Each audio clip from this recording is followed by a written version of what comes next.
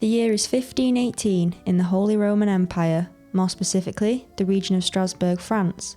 Citizens are struggling, and in the words of Sophie Ellis-Bextor, it is quite literally murder on the dance floor. The Renaissance, a time of art and social development. Leonardo da Vinci painted the Mona Lisa, and Henry VIII formed the Church of England to marry his mistress. So what was the dancing plague, you might ask? Well, it started when villager Frau Troff left her house and began to dance, and dance, and dance, until she dropped dead.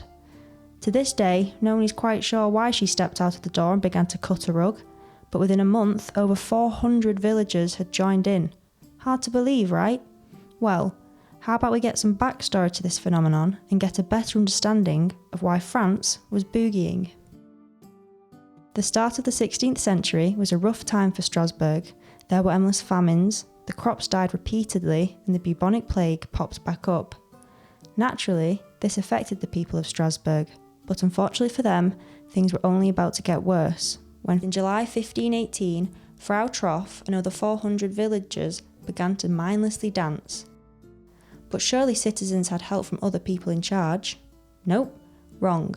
The clergy were a group of religious officials who held political authority in Strasbourg. They made their lives difficult for everybody that was already struggling.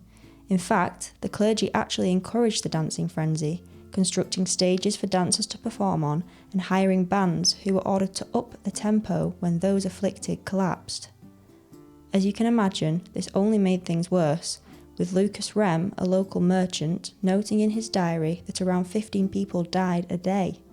Then, after months of the plague spreading around the town, the clergy actually began to help. All the dancers were to be confined to their homes and all music was banned. Predictably, the clergy's plan failed. The isolation was a complete flop. The mania continued. The only difference was, it was now in private. As a last resort, the clergy turned to religion. That's right, it took religious officials this long to start praying. It was believed the plague was punishment from Saint Vitus, the patron saint of dancing. To appease him, dancers were given red shoes and guided up mountains to a shrine where they had to pray and give a penny.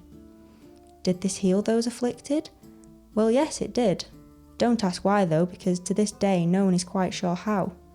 Contemporary scholars believe it to be divine punishment, demonic possession, or simply just a bog-standard plague.